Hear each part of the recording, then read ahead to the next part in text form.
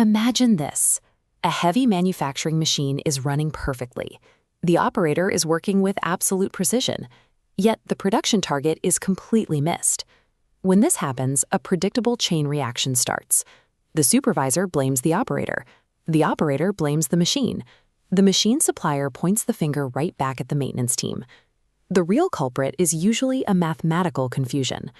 Factories constantly mix up two entirely distinct measurements: takt time and cycle time. If you want to build a serious career in manufacturing or engineering, you need to know exactly how these two metrics interact.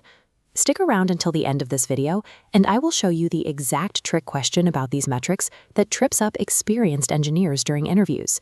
If you cannot distinguish the internal speed of a machine from the external rhythm of your market, it is mathematically impossible to improve your production line's output. Let's step onto the floor of a mobile phone manufacturing plant.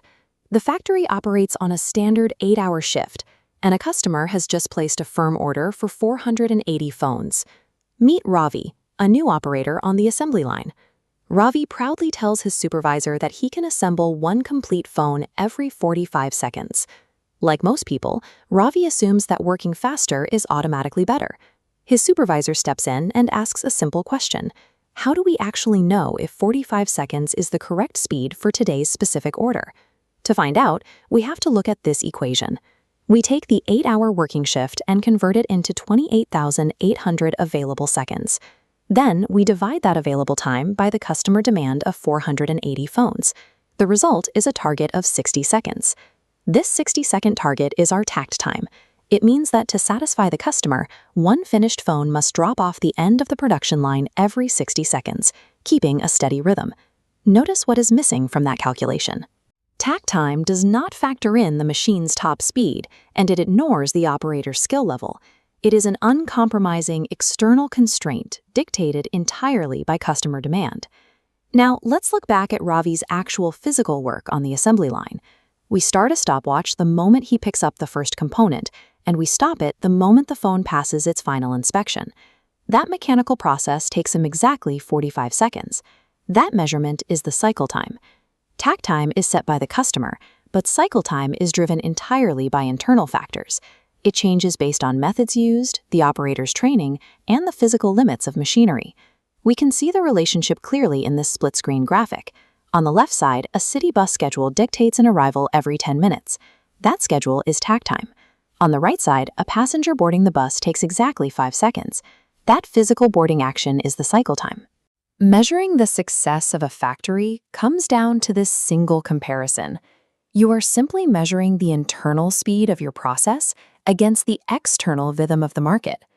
Let's run a diagnostic test to see how Ravi's 45-second cycle time actually performs against the 60-second takt time across 3 different shop floor scenarios.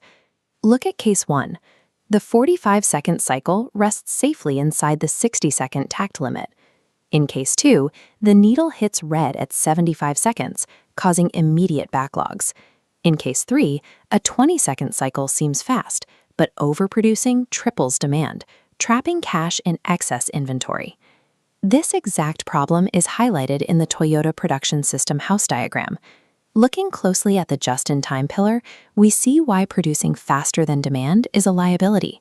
It creates overproduction, which lean manufacturing identifies as one of the most damaging wastes on a shop floor. Pushing a machine to maximum efficiency is destructive if that speed vastly outpaces the actual rhythm of the people buying the product. This brings us to a classic trap that hiring managers use in engineering interviews. They will ask a very simple question: which metric should be higher, takt time or cycle time? The correct answer is that cycle time must always be equal to or slightly less than takt time. That specific mathematical window ensures you perfectly match market demand without bleeding cash into unnecessary inventory. To summarize, takt time tells us how fast we should produce. Cycle time tells us how fast we actually produce. Mastering the balance between those two numbers is how you eliminate waste, optimize a production line, and secure your career growth in the manufacturing industry. If this video helped you understand the math behind the machinery, hit the like button and share it with your colleagues. Drop a comment below and tell us what manufacturing concept we should cover next. To keep building your technical skills, subscribe to Learn and Grow with Fun. Keep learning, keep growing, and keep having fun.